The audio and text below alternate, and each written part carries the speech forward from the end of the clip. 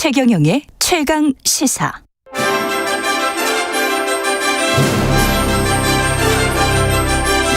최강 시사 선정 2021년의 인물 핫 20.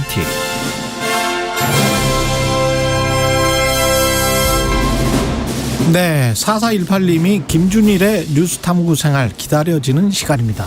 이렇게 또 말씀을 하십니다. 감사합니다. 김준일 뉴스톱 대표 나와 계십니다. 안녕하십니까? 예, 안녕하세요. 2021년을 마무리하면서 특별히 준비한 시간 최강시사 선정 2021년의 인물 핫 20. 예, 지난주에는 윤여정, 오세훈, 조성은, 김범석, 손흥민 이렇게 했고요. 이번 주 소개할 첫 번째 인물은 누굽니까? 예, 카카오 의장 김범수인데. 김범수. 예, 그 쿠팡 김범석, 카카오 김범수. 형제 아니냐 뭐 이런 얘기도 있는데 아닙니다. 예, 아닌데 공교롭게 김범 S 이 두 분이 올해 이름이 많이 나왔어요. 일단 김범수가 1세대죠. 그렇죠. 네이버나 카카오를 만들었던 사람들이잖아요. 맞습니다. 이혜진, 김범수 이런 사람들이. 네이버 만들고 다시 카카오도 만들어서 다음하고 인수합병하면서 이 사명을 아예 카카오로 바꿨으니까. 이 사람들이 서울대 특정학과 86학번들 아닙니까? 뭐 그렇죠. 그렇죠. 그래서 일단 올해 국감에 3번 나왔어요. 재벌 뭐 총수라고 해야 되나요? 어쨌든 이 대기업 뭐 회장이나 이런 대주주가 한 해 국감 3번 나온 게 처음입니다. 근데 이게 윤석열 국감이 되면서 상대적으로 묻혔어요. 그래서 굉장히 안도의 한숨을 쉬었을 테고 첫 국감에 나왔을 때 사과만 17번 했어요. 그 정도로 굉장히 고개를 낮췄습니다. 그만큼 이제 플랫폼 산업에 대한 견제, 그다음에 이게 진짜 사람들을 고용을 많이 시키고 다른 산업, 다른 자영업자, 소상공인들을 침해하지 않는 그런 산업인가? 그 구조적인 그 질문들이 많이 있는 것 같아요, 지금. 그렇죠. 지금 이제 계열사가 156개거든요. 이게 지금 웬만한 재벌사보다 더 많습니다. 근데 이게 대체적으로 보면은 156개. 소상공인의 사업 영역하고 뭐 겹치는 거예요. 뭐 있으면 꽃 배달 서비스, 미용실 막 이런 거에서 방식은 다 똑같아요. 플랫폼을 만들어서 사람들이 편하게 쓰게 하면서 수수료를 받겠다. 근데 이게 이제 올해 크게 문제가 됐던 거는 역시 카카오 택시였고 거기에서 특정 콜에 한해서 이를테면은 그 수수료를 택시 기사들한테도 더 받겠다라고 하면서 이게 막 이제 갑질 뭐 논란이 되면서 이거가 이제 불려 나온 거고 그 다음에 이제 이런 사업들 다 재조정하겠다. 그래서 제가 얘기를 들었는데 그 내부에서 불만들이 되게 많았대요. 카카오 택시 쪽에. 그러니까 계열사가 많을 거 아니에요. 야, 니들이 너무 무리하게 올려가지고 우리까지 지금 사업 못하게 됐잖아 그러면서 뭐 그런 일이 있었다고 합니다. 근데 이제 플랫폼 업체들로서는 특히 이제 아마존이 그런데 아마존이 사실 돈을 번 거는 클라우드 서비스로 돈을 버는 거지 리테일 온라인 리테일로 돈을 버는 건 아니거든요. 그렇죠. 이제 데이터 기업이에요. 사실은 이제 구글이나 아마존도 그 데이터들을 소비자 데이터들을 가지고 하는 거 그리고 방금 말씀하셨듯이 클라우드나 이런 서비스로 이제 좀 하는데 한국은 대부분의 기업들이 아직도 뭔가 소매에 집중하는 느낌이 좀 강해요. 그런 것들이 좀 문제인 것 같습니다. 그러니까 B2B로 크게 성공한 기업들이 미국의 글로벌 기업들이라고 하면 우리는 계속 플랫폼을 만들어 놓고 B2C를 해버리니까 기존의 리테일 기업들이 굉장히 이제 피해를 보게 되는 그런 구조인 것 같습니다. 다만 이제 한국이 언어적인 그리고 시장 규모의 한계 뭐 이런 것들 때문에 왜 구글처럼 못하냐.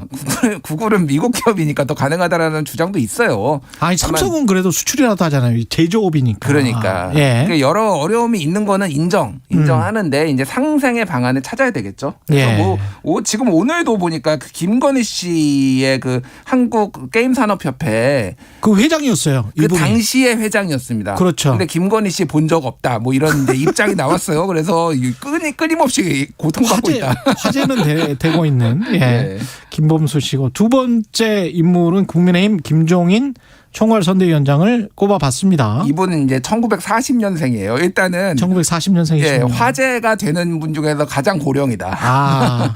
윤여정 씨보다 고령이시군요. 윤여정 씨보다 고령인 것 같아요. 그러니까 정말 얼마나 이분이 대단한 분이고 정권이 몇 번을 바뀌면서 이제 저는 주목하는 게 이분이 이제 이해찬 전 대표가 지금 민주당에서 등판을 준비하고 있잖아요. 예. 그러니까 뭐 이제 그렇습니까? 적극적으로 뭐 직을 뭔가. 맞는 건 아닌데 예. 이를테면 지지층 결집을 위해서 뭐 그런 이제 얘기들이 나왔는데 이해찬과 김종인의 끝은 어떻게 될 것인가. 사실 이분이 33년 동안 악연이었거든요.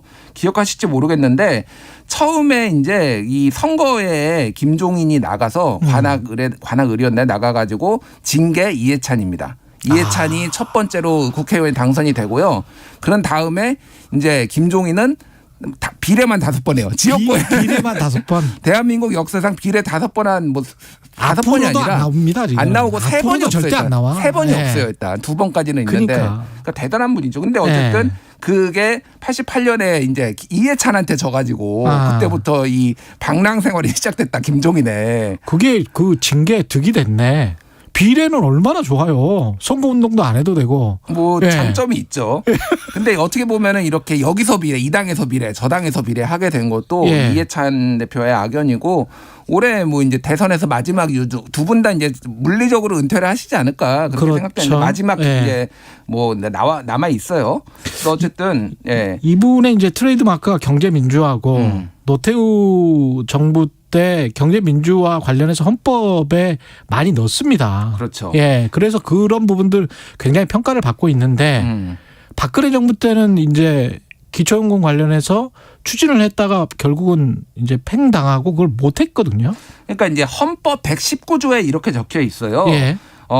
시장의 지배와 경제력의 남용을 방지하여 경제 주체 간의 조화를 통한 경제 민주화를 위하여 경제에 관한 규제와 조정을 국가는 할 수 있다. 이렇게 돼 있어요. 근데 사실 굉장히 모호한 개념입니다.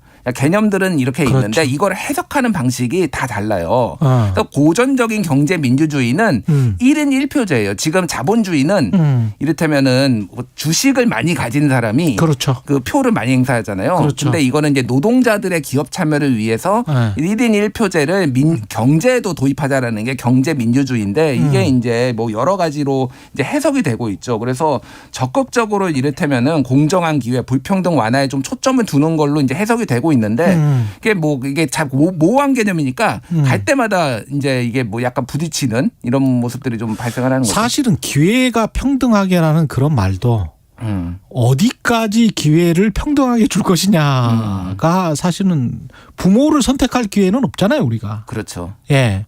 그리고 난 다음에 뭐 대학도 그러면 평등하게 뭐 이렇게 되면 이제 헷갈리기 시작하는 거죠. 어렵죠. 이게. 뭐 예.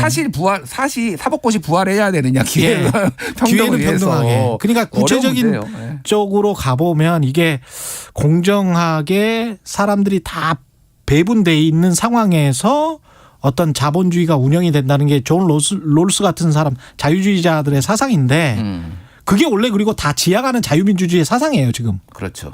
근데 그게 그 시작점이 어떤 것이어야 되는지는 서유럽 다르고 미국 다르고 한국 다르고 그런 것 같습니다. 네, 그래서 저도 예. 궁금해요. 이번에는 경제 민주화라는 얘기를 안 하고 있지만은 그런 부분들을 어디까지 윤석열 후보의 정책에 반영을 할 것인가가 상당히 궁금한 상황입니다. 예. 전두환 씨가 세 번째 인물입니다. 예. 일단은 저희가 20명 선정했는데 노태우 전 대통령 노태우 씨가 빠졌어요. 예. 그래서 노태우는 또 여기서도 밀리는구나. 전두환한테. 악행이 됐든 뭐가 됐든 다 네. 밀린다.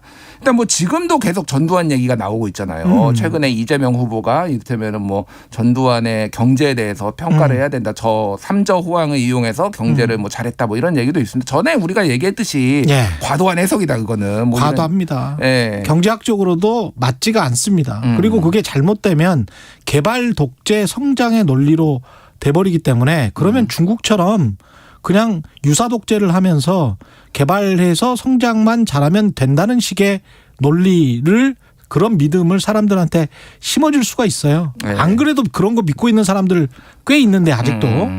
그래서 뭐 민주당에서는 윤석열 후보와의 발언과는 다르다라고 뭐 이렇게 해명도 하고 국회의원들 나와서 얘기하고 있는데 아무리 제가 진짜 들어봐도 뭐가 다른 것인가 둘이. 민주당의 내로남불의 끝은 어디인가 이 맞아요. 생각이 저는 들더라고요. 예. 네. 이 논리는 굉장히 위험합니다. 우리가 네. 서구 민주주의 자본주의를 그 제대로 지키려면 자본주의와 민주주의가 손을 잡고 같이 가는 것만 생각을 해야 돼요. 다른 어떤 민주주의 말고의 다른 것들, 개발 독재도 민주주의가 아닌 정치 체제거든요. 그렇죠. 그것과 자본주의가 손을 잡고 그거 하면 어떻게 좀 효율적으로 더 잘 되겠지. 그러는 순간 권위주의 독재로 빠집니다. 뭐 시진핑의 국가 자본주의도 그러면 옹호할 수 있느냐라는 뭐 이런 논란까지 이제. 그럼요. 네. 그러면 잘못하면 이제 중국 체제로 빠지는 거예요. 예.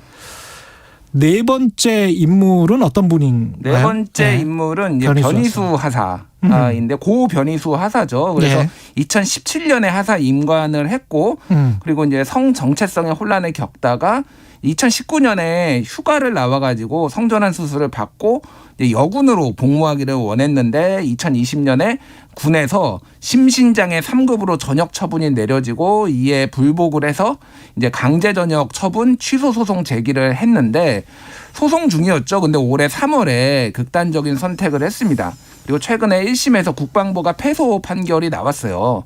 그리고 오늘 또 나온 기사인데 군 사망 규명위에서 변희수 하사 사망과 강제 전역과의 연관성이 있는지 여부를 조사를 하겠다라고 하면은 이게 이제 여기에서 인정을 받으면은 순직을 한 것으로 뭐 그런 가능성 뭐 100%는 아니고 그런 가능성까지도 지금 열려 있는 상황입니다. 됐으면 좋겠네요. 그나마 안타깝긴 하지만 예. 다섯 번째 인물은 김연경 선수네요. 예, 뭐 스포츠 지난주에는 이제 손흥민 선수, 뭐 이번 주에는 김연경 선수죠. 김연경 선수는 정말 뭐라고 해야 될까요? 저는 개인적으로 정말 좋아합니다. 그 시원시원함. 쿨하죠. 쿨하죠. 예. 예. 김연경, 손흥민 이런 사람들은 다른 한국인의 다른 인류인 것 같아요. 예. 뭔가 멋져. 예. 이 경기 중에 약간 거친 언어도 막 쓰거든요. 그러니까 뭐 욕설은 아닌데 그게 저는 카리스마로 뭔가 이런 보이더라고요. 리더십이 필요합니다. 예. 김연경 같은. 예. 그리고 지난 도쿄올림픽에서 보면은 가장 주목받았던 단체 경기가 이 여자 배구가 아니었나 그렇게 생각을 해요. 그렇죠. 그래서 이번 도쿄올림픽 같은 경우에는 성적보다는 어떤 스토리 텔링 이런 거에 사람들이 많이 집중을 했잖아요. 그것도 새로운 현상이었고. 새로운 현상이었죠. 그게 정말 반가운 현상입니다. 어떻게 보면. 예. 금메달 따고 거수경례 하면서 국가에 충성하고 이런 인터뷰가 나왔었던 게 20년 전인데. 그러니까요. 자유롭게 이렇게 하면서 파리를 해도 이렇게 부각되는 이런 분위기는 너무 좋습니다. 그렇죠. 그래서